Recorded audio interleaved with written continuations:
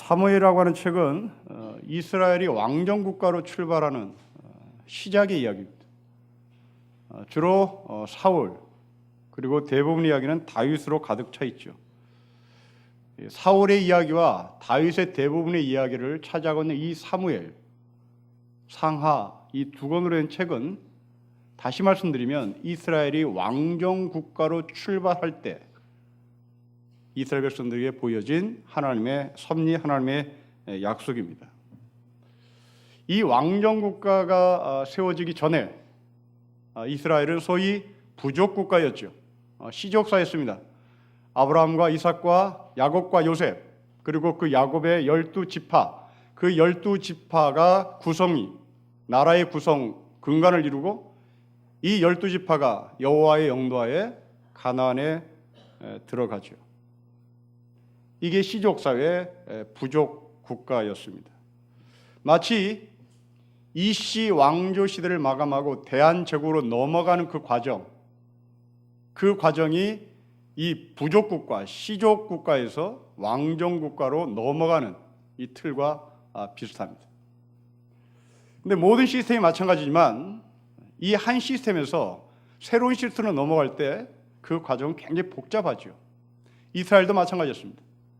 우리가 이씨 왕조에서 대한제국으로 넘어올 때 외세 침략과 그리고 우리 안에서의 내부는 굉장히 복잡하듯이 이스라엘도 이 시족 국가에서 왕정국가로 넘어가는데 소위 사사시대라고 하는 이 블랙홀이 이스라엘을 굉장히 고통스럽게 했습니다. 이 사사시대는 여러분이 알다시피 이스라엘에 왕이 없었으므로 사람들이 각각 자기의 소견대로 그 소견이 옳다고 주장했던 시대입니다. 아주 복잡한 일들도 있고 그리고 여기에 나타난 인물들도 등장인물들도 정말 구구각색으로 캐릭터가 다양합니다. 심지어 거기에는 깡패도 있었죠. 입다라고 하는 사람이 깡패 두목입니다. 근데 이 깡패 두목 입다는 또 서자 출신입니다. 서자 출신이 받았던 그 한을 그대로 갖고 있었던 이 입다 주변에 그와 똑같은 한을 품은 소위 잡류들, 성경은 잡류라고 표현하는데 직역하면 깡패들이죠. 이 불량배들이 입다 주변에 모여들어 입다의 리더십을 인정하고 자기의 소견대로 이스라엘을 통치하려고 마음을 먹고 막 휘두릅니다. 이게 이 사사시대, 시족에서 왕정국가로 넘어가는 혼란기입니다. 마치 우리나라 일제강점기에 36년의 압박기를 끝내고 해방정국으로 넘어왔을 때 이 해방정국에 우리나라는 좌익과 우익의 싸움, 그리고 민족주의자와 친일파의 싸움, 이게 그냥 말싸움이 아니라 죽느냐 사느냐의 싸움이었고 얼마나 많은 사람이 죽었는지 우리는 역사 속에서 정말 진절이 날 정도로 피비린내가 바로 이 해방정국에서 있었던 것을 기억합니다. 이스라엘 백성도 마찬가지였죠. 그렇게 왕정국가로 넘어오는 사이에 사사시대라고 하는 이 뼈저긴 고통과 아픔의 시대를 이스라엘 백성들 겪습니다. 그리고 이제 이 사사시대가 끝이 났습니다. 오늘 본문은 그 사사시대가 끝이 난 그 결과를 말해줍니다. 그 결과는 어느 한 가정의 부인이 불임했다. 엘가나의 가정에 한나라는 첫째 부인이 불임 가정이었다. 이것으로 출발합니다. 여러분, 사사시대와 왕정시대 사이에 하나님은 한 가정을 샘플로 보입니다. 바로 그 가정은 한나 가정인데 이 한나가 아이를 갖지 못하는 불임 여성이다. 이게 왕정시대를 출발하는 이스라엘 백성들에게 있어서 처음 만나는 사건이요 한 가정입니다. 자, 우리는 여기서 질문해야 되는 거죠. 왜 하나님은 왕정시대를 출발하며 이 한 가정을 샘플로 등장을 시킬까? 도대체 이 가정은 왕정 시대를 출발하는데 어떤 역할을 감당하는가라고 하는 질문입니다. 하나님이 만일 이 왕정 시대를 한나라고 하는 이 여성을 등장시키지 않고 사사 시대의 어느 한 인물, 아니면 사사들의 제자의 또 다른 사사, 그 사사 시대의 후배들 사사들을 왕정 시대의 브릿지로, 다리로 연결시키면 됐을 텐데, 왜 하나님은 사사들의 행적과 아니면 사사들 중에 후배들을 왕정 시대의 다리 역할로 사용하지 않고 왜 사사 시대는 단절시키고 이 한나라고 하는 여성을 왕정 시대의 출발로 사용하는 것일까? 라고 하는 질문입니다. 여기는 굉장히 중요한 하늘의 메시지가 있죠. 여러분, 우리가 알다시피 이스라엘 백성들은 하나님이 택하신 선민입니다. 아주 유명한 백성이라는 얘기죠. 오늘 본문도 마찬가지입니다. 여러분 1장 1절 보시면 이 한나의 가정, 바로 남편, 대단히 유명한 사람입니다. 이 유명한 사람에게 이 사람의 족보를 자세히 기록합니다. 엘가라는 사람, 그는 여람의 아들이요 엘류의 손자요 도위의 증손이요 수베의 현손이라 굉장히 유명한 가문이란 말입니다. 하나님이 택하신 선민 이스라엘 백성, 그리고 유명한 가정, 같은 등식을 우리에게 보여줍니다. 동시에 이 유명한 가정에 아이를 낳지 못하더라. 유명한 가정에 며느리로 들어간 한나가 임신을 하지 못하더라. 동시에 하나님이 택하신 이스라엘 백성, 소위 선민이라고 하는 사람들, 그들은 잉태를 못하고 전전긍긍하며 나라가 망하게 생겼더라라는 겁니다. 선민과 명망가문, 명망가문의 불임, 하나님이 택하신 이스라엘 백성들 후손들, 이스라엘 백성들이 지금 영적으로 불임 상태가 됐다는 것을 우리에게 전하는 것이죠.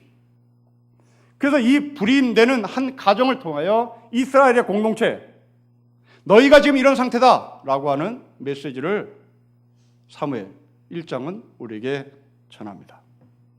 자, 그러면 여기에서 우리는 왜 불임을 하지 못하는가에 대한 여러 가지 이유가 있습니다. 그 여러 가지 이유 중에 여러분 3절을 보시면 아주 독특한 표현 하나를 우리가 볼 수 있는데요. 여러분 3절을 같이 읽겠습니다. 시작. 이 사람이 매년 자기 성에 나와서 실내에 올라가서 만군의 여호와께 예배하며 제사를 드렸는데 엘리의 두 아들 홈니와 비느하스가 여호와의 제사장으로 거기에 있습니다. 여러분, 엘가라는 사람이 정말 신앙이 좋아서 매해 매년 실로에 올라가 하나님 앞에 예배를 드리는데, 당시 이 실로의 제사장으로 근무했던 사람이 엘리와 두 아들 홈니 비느하스인데, 우리 한글 번역 성경이 좀 안타깝게 번역이 돼서 이것을 여러분들에게 알려드려야 될 것 같습니다. 여호와의 제사장이라고 번역이 되어 있죠.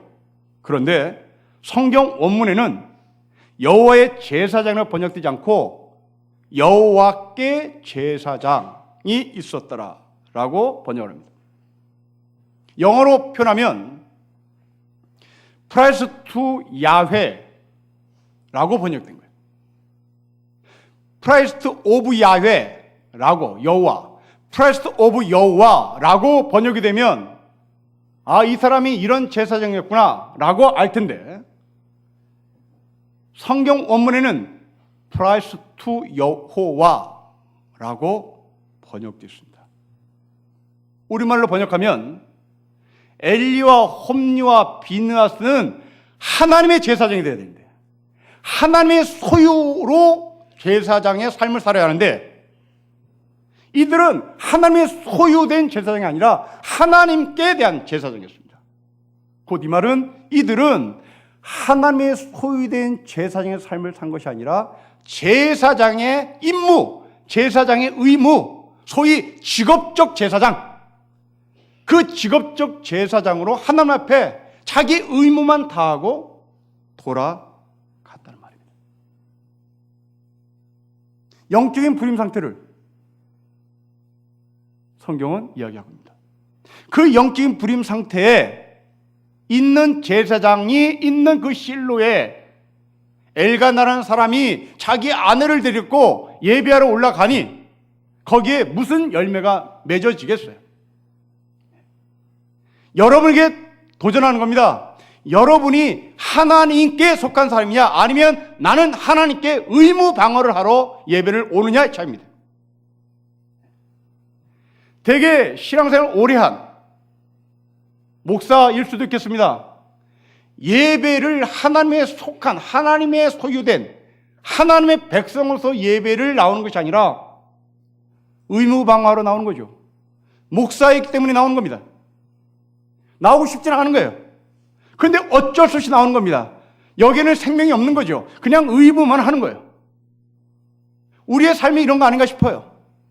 정말 우리가 하나님께 속한, 하나님의 소유된 백성으로 하나님을 위한 하나님의 것으로 예배를 드리는 것이 아니라 내가 하나님 앞에 의무를 하러, 책임을 다하러 그냥 예배를 드려주는, 그리고 나는 그 예배를 드렸으니 시간을 채우고 집으로 돌아가는 이 사람들이 이 엘리와 홈리와 비나스였단 말입니다.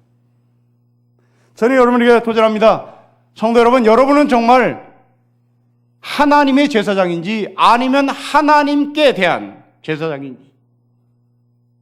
우리가 하나님에 대한 제사장, 투라고 하는 전치사를 쓰고 있다면 아마도 여러분들은 영적인 불임 상태에 들어가서 아무리 우리가 예배를 드려도 그 예배는 술 취한 예배일 뿐, 그리고 이 홈리와 비나스가 나중에 죽임을 당하듯이 우리의 제사장의 직분은 어느 순간에 어디쯤 가서 단절돼 끊겨 이 엘리의 제사장의 가문은 더 이상 제사장 가문의 삶을 누리지 못하고 족보가 닫혀져 버리는 이 불상사가 일어나는 것이죠. 저는 여러분들이 드리는 그 예배가 하나님께 속한 하나님의 소유된 백성으로서 예배인지, 아니면 내가 장로니까 어쩔 수 없이 앉아있는 예배인지에 대해서 도전합니다. 그래서 만일 여러분들이 하나님께 책임을 다하는 예배로 끝난다면 성경은 아마도 그 엘리의 제사장의 가문의 문을 닫아버리듯이 여러분의 가문의 영적인 족보에 문이 닫힐 수 있다는 겁니다. 이 가운데 하나님은 이 엘리 제사장의 족보를 승계시키지 않고 이 엘리 제사장의 족보를 차단시킨 후에 이제 한 또 불임하는 여성을 관심을 갖습니다.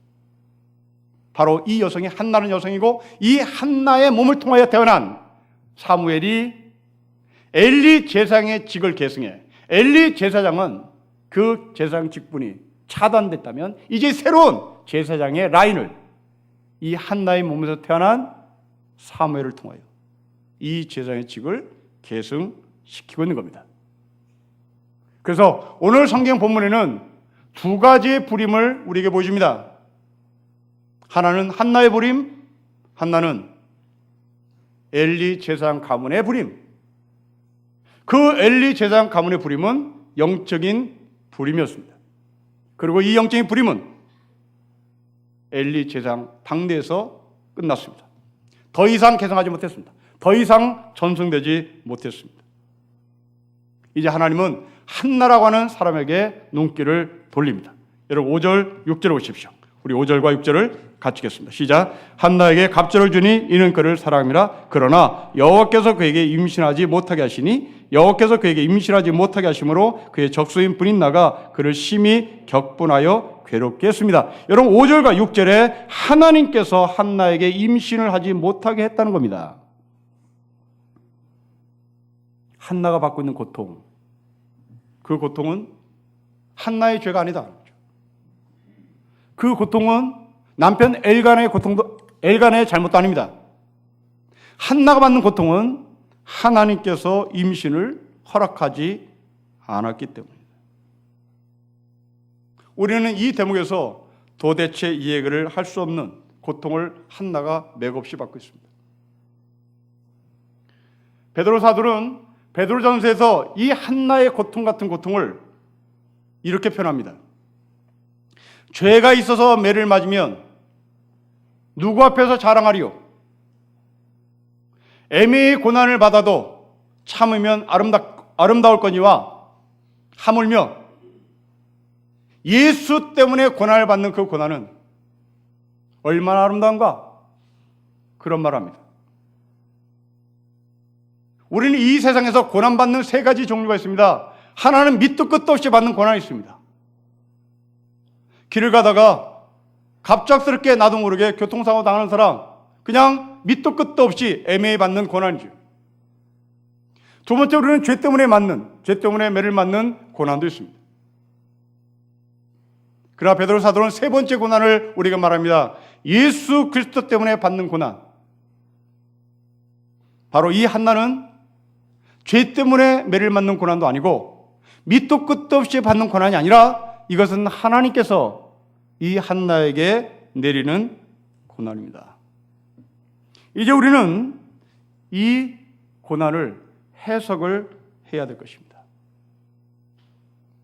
자, 이 하나님께서 임신을 하지 못하게 하신다라고 하는 이 하나님의 말씀을 가운데 두고 양쪽에 서로 대비되는 표현을 5절과 6절에 하는데, 여러분 다시 보십시오. 5절에 하나님께서 임신하지 못하게 하신다라고 하는 걸 기준으로 남편 엘가나는 한나에게 갑절을 주며 그를 사랑합니다. 동시에 6절은 하나님이 한나에게 임신을 못하겠다는 말을 기준으로 둘째 부인 브린나가 첫째 부인 한나를 무시하고 업신여깁니다. 하나님이 임신을 하지 못하겠다는 걸 기준으로 한쪽은 사랑이요, 한쪽은 업신을 여김 받았다는 이야기를 합니다. 그런데 이 브린나라는 여자가 첫째 부인 한나를 업신여기고 무시하는데 굉장히 무서운 단어를 씁니다. 바로 그것은 6절 말씀을 다시 보시면 적수라고 표현합니다. 여러분, 이것은 가족들끼리 쓸 수 있는 단어가 못 됩니다. 이 적수라고 하는 단어는 민족과 민족끼리만 쓸 수 있는 단어거든요. 이방 민족과 이스라엘 민족과만 쓸 수 있는 단어가 이 적수예요. 같은 민족끼리 쓸 수 없는 단어입니다. 그런데 지금 이 한나의 가정에서 똑같은 지아비를 섬기는 엘가나라는 남편을 섬기는 한나와 그리고 브린나가 적수가 됐습니다. 마치 우리가 한반도 땅에 살고 있는, 대한민국 땅에 살고 있는 우리가 북한 사람과 똑같은 피가 흐르고 있음에도 불구하고 우리는 때로는 적수, 괴뢰, 원수, 도대체 쓸 수 없는 단어를 우리는 우리와 똑같은 피를 갖고 있는 상대방에게 쓰고 있죠. 여러분, 놀랍습니다. 고대 시대 이스라엘 백성의 한 가정, 그 가정에서 지아비를 섬기는 두 부인이 서로 빨갱이, 괴뢰, 원수, 이런 단어를 쓰고 있습니다. 이건 뭘 말하나? 그렇습니다. 이것은 한 가정을 대표하는 것이 아니라 바로 이스라엘 가정과 이스라엘이라는 나라와 그리고 이스라엘 주변에 있는 수많은 이방 민족들, 바로 이스라엘 민족과 이방 민족 간의 대적을 말하는 겁니다. 그 대적은 무엇을 기준으로? 이스라엘 백성들이 영적인 열매를 맺지 못하자, 이스라엘 백성들이 임신하지 못하자, 이스라엘 백성들이 불임을 하자, 브린나라와 같은 이방 민족이 니들이 하나님 잘 믿는다며, 니들이 하나님의 백성이라며, 니들이 하나님의 선민이라며 하고 손가락질하고 업신여기고 적대적으로 대했던 것입니다. 이때 하나님은 그렇게 무시당하고 업신당하고 빨개난 소리를 듣고 괴뢰 도당이라는 소리를 듣고 원수라는 소리를 들었던 그 한나에게 말씀하십니다. 너가 임신을 못하는 것은 빨갱이가 아니라, 너희가 임신 못하는 것은 괴뢰 도당이 아니라, 너희가 임신 못하는 이유는 내가 너에게 임신을 허락하지 않았기 때문입니다. 자, 이제 우리는 여기서 질문한다. 왜 하나님은 이 한나에게 임신을 하지 못하도록 했을까 하는 겁니다. 그 이유는 창조주 하나님을 우리에게 다시 한번 재확인하기 위함입니다. 무에서 유를 창조하시는 하나님, 유에서 유를 창조하는 것이 아니라 사사기 시대에 사사시대를 계승해서 왕을 만들어내는 것이 아니라, 그리고 제사장의 이 직분을 계승해서 엘리 제사장의 자손들을 통하여 또 다른 제사를 만들어내는 것이 아니라, 이것을 완전히 차단시키고 무에서 유를 창조하시는 하나님이 이런 분이라는 것을 우리에게 가르쳐 준 것입니다. 그래서 마침내 이 성녀, 임신을 하지 못했던 이 한나가 무에서 유를 창조하시는 하나님의 은총으로 말미암아 사무엘을 탄생시킵니다. 자, 이제 우리는 이 세상에서 당하는 아픔, 고통 때문에 사람들로부터 업신여김을 당하고 손가락질을 당한 일들이 많이 있습니다. 이때 우리는 이 고난을 어떻게 해석해야 할 것인가라는 겁니다. 오늘 이 한나가 받는 고난의 근거에서 우리가 지금 받는 고난을 해석해 보면, 우리가 고난을 받으면 받을수록 하나님은 우리를 사랑하고 계심을 인정하고, 무에서 유를 창조하실 하나님의 섭리가 내 가운데 약속되어 있다는 것을 소망해야 할 것입니다. 동시에 내 주변에 아파하는 사람들을 보면, 저 사람은 남편 잘못 만나서 아이를 못 갖는구나, 저 사람은 무슨 전생에 죄가 있어서 아이를 못 가질까, 그렇게 말하기보다 저 사람은 나보다 더 많은 갑절의 사랑을 남편으로부터 받듯이 하나님부터 받는 사람이구나, 그렇게 사람을 볼 수 있을 때 우리는 그 고난당한 사람에게 위로가 되는 것이고, 그 고난당한 사람이 좌절하지 않고 다시 한번 일으켜 세움받는 하늘의 역사가 우리 눈에 보이게 될 것입니다. 우리가 받는 그 고난은 결코 죄가 있어서 받는 고난이 아니라, 애매모이 밑도 끝도 없이 받는 고난이 아니라 하나님께서 나에게 허락하신 고난입니다. 보네포라고 하는 목사가 자신이 쓴 옥중편지라는 책에서 이런 말합니다. 그리스도인은 하나님에 의해 하나님의 고난 속에 들어가는 사람입니다. 이것으로 그리스도인과 이방인이 구별됩니다. 하나님에 의해 하나님의 고난 속에 들어가는 사람, 이 사람이 그리스도인이요, 그리스도는 이렇게 이방인과 차별이 있는 것입니다. 여러분, 이 보네파 목사가 한 이 말을 근거로 예수님을 추적해 가보면 예수님도 똑같은 말씀하십니다. 겟세마네 동산에서 땀이 피가 되도록 기도하실 때 제자들에게 하신 말씀입니다. 제자들아, 너희가 나와 함께 한 시간도 이렇게 깨어있을 수 없느냐?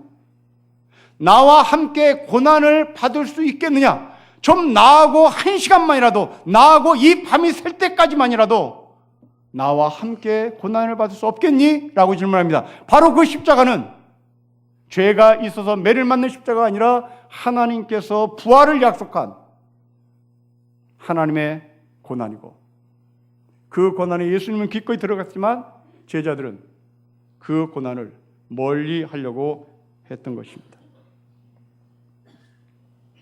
마치 이 모습은 중환자실에서 간호가 있는 사람과 비슷하지 않을까 싶습니다. 여러분, 중환자실에 간호한 사람은 두 종류의 사람이 있습니다.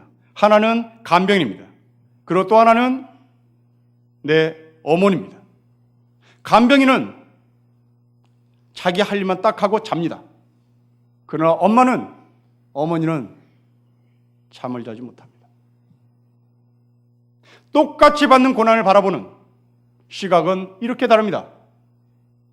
그렇다면 중환자실에 누워있는 사람이 누구였을까요? 바로 그 사람은 한나입니다. 이 한나를 바라보는 간병은 누구였을까요? 그 간병인은 분인나입니다. 그러나 잠을 자지 못하고 선잠을 자며 부시럭거리는 소리에도 번쩍번쩍 일어나는 사람, 그분은 누굴까요? 그분은 나의 아버지 하나님이십니다. 분인나는 임신하지 못하는 한나를 향해서 업신여겼으나 중환자실에 누워있는 우리의 지체를 보며 간병인은 뭐 일어나지도 못할 거 뭐 이렇게 돈 써요 이렇게 막말을 하겠으나 엄마는 그래도 살려야 합니다. 잠을 자지 못해 자기 허리가 무너지고 자기의 입맛이 소금 같은 맛이라 할지라도 잠을 자지 못해 무너짐에도 불구하고 중환자실에 누워있는 내 아들, 내 딸 이렇게 세우기 위하여 자기의 전체를 헌신합니다. 사탄은 우리에게 말할 겁니다. 어차피 구원받지도 못할 거, 어차피 임신하지도 못할 거 버리세요. 이렇게 남편 엘가나에게 말하겠죠. 그러나 엘가나는 이 한나를 버리지 않습니다. 사랑합니다. 갑절로 사랑합니다. 우리는 구원을 받을 수 없는 존재였습니다. 우리는 잉태할 수 없는 존재였습니다. 우리는 지옥행을 약속받은 사람이었습니다. 그런데 하나님은 죽을 수밖에 없는 중환자실에 누워있는 나를 버리지 않고 중환자실에 누워있는 나를 의사는 버렸으나 간병인은 버렸으나 하나님은 나를 버리지 않고 나를 살리셔 기필코 생명 있는 자로 잉태하는 하늘의 역사를 만들어 나갑니다. 사랑하는 성도 여러분, 지금 여러분들이 안고 있는 그 고난, 임신하지 못함, 열매를 맺지 못함, 그 이유는 무엇인지를 한번 물어보십시오. 하나님이 잉태하지 못했다는 기준, 그 기준 옆에 남편의 사랑을 받는 한나, 그 기준 옆에 업신여기며 빨갱이요 괴뢰 도당이라고 업신여겼던 분인나, 그 사이에 하나님의 계획하심이 있습니다. 우리가 어디를 쳐다보냐 인생은 바뀝니다. 하나님을 가운데 두고 나는 분인나를 볼 것인가, 하나님을 가운데 두고 한나에게 갑절의 사랑을 베푸는 엘가나를 볼 것인가, 이것은 곧 우리의 시각의 차이입니다. 성경은 그 시각을 우리에게 교정시키기 위하여 하나님을 가운데 두고 양쪽을 비교시킵니다. 우리는 이 비교 가운데 한나를 바라봐야 될 것입니다. 이 한나가 어떤 모습인지 보십시오. 여러분 7절 말씀을 볼까요? 우리 같이 읽겠습니다. 시작. 매년 한나가 여호와 집에 올라갈 때마다 남편이 그가 참에 불인나가 그를 격분시키므로 그가 울고 먹지 아니했습니다. 여러분, 한나가 불인나로부터 더 큰 업신 여김을 받는 날은 예배하러 가는 날입니다. 하나님의 전을 올라갈 때입니다.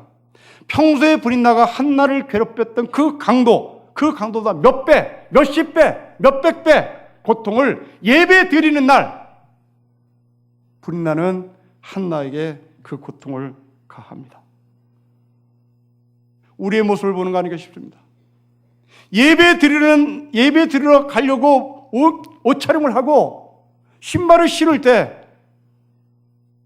불인나 같은 사람이 나를 그토록 고통스럽게 만들고 비아냥거리고 손가락질합니다.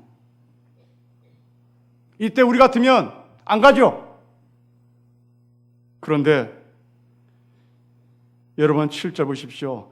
매년 한나는 거기 갑니다. 매년. 우리는 이 7절 같은 업신여김을 받았으면 그만 가는 거죠. 내가 뭐 좋자고 거기를 가나 하고 때려칩니다. 그러나 한나는 욕을 먹으면서도 갑니다. 빨갱이 소리라는 소리를 들어가면서 갑니다. 괴뢰 도당이라는 소리를 들어가면서 예배에 참석합니다. 여러분 주변에 여기만 교회 있어 하고 교회를 떠나는 사람을 보십시오. 그 사람들이 왜 교회를 떠났나? 바로 이 불인 나. 이 불인 나를 넘지 못했기에 그들은 가버린 거죠. 우리에게 던지는 도전입니다. 하나님의 집에 항상 불인 나도 같이 갑니다. 그 불인 나가 한나를 예배에 가면서 없인 여길 것이고 손가락질 할 겁니다. 너는 하나님부터 은혜를 받지 못해서 아이를 갖지 못하는 거 아니냐? 나는 하나님의 은혜를 받아서 아이도 풍성풍성 난다. 너는 하나님을 제대로 섬기지 못해서 늘 시험에 떨어진 거 아니냐? 나는 하나님을 잘 섬기니 이렇게 시험에 잘 붙는다 하고 업신여기며 손가락질합니다. 이때 우리는 여기만 교회냐? 하고 정리하죠. 이때 우리가 던지는 메시지입니다. 상처를 받으면서도 가라. 상처를 받으면서도 성전에 올라가라. 제사장에 가라. 여러분, 이러한 한나를 비거라고 하는 구역학자가 구약 성서에서 가장 믿음 좋은 사람을 꼽으라면 이 한나를 꼽습니다. 이스마엘을 낳았던 하갈을 보십시오. 그리고 이삭의 어머니 사라를 보십시오. 하갈을 낳은 이스마엘은 사라를 업신여깁니다. 그러자 사라는 한나처럼 그 업신여김을 받음에도 불구하고 하나님 앞에 예배했다 그런 말이 없습니다. 쪼르륵 남편을 찾아가죠. 그리고 아브라함에게 말합니다. 내가 받은 모욕은 당신이 받아야 옳다. 내가 나의 여종을 당신 품에 줬잖아. 그가 당신의 임신함을 알고 나를 멸시하는데 당신이 나와 그 여자 사이에서 해결해라. 둘 중에 하나 선택해라. 하고 악담을 막 쓰죠. 이게 사라였습니다. 근데 놀랍게도 이 사라는 자기가 자기 남편 아브라함에게 이 하갈을 갖다 바친 사람이에요.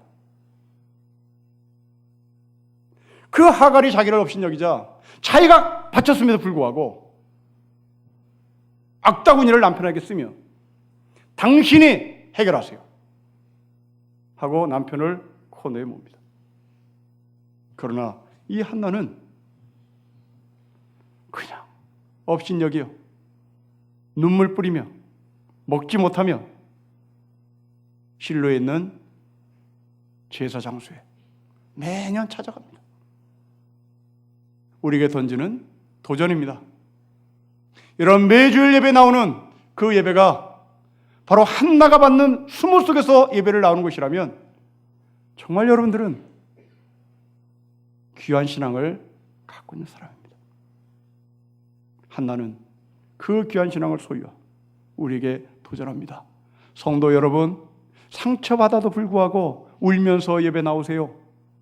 업신여김을 받아도 울면서 나와 금식할지언정 굶어 죽을지언정 하나님께 예배하는 것을 놓치지 마세요.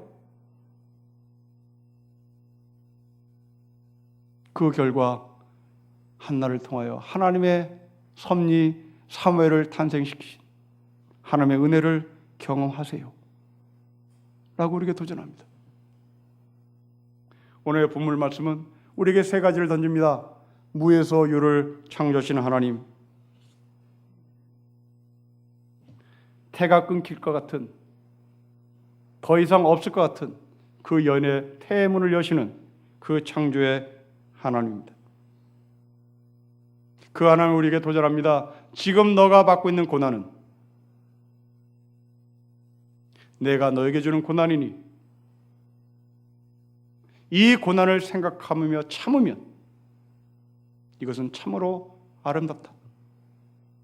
그 아름다움의 결과는 사무엘이라는 아들을 너가 손에 얻을 것이란 메시지죠.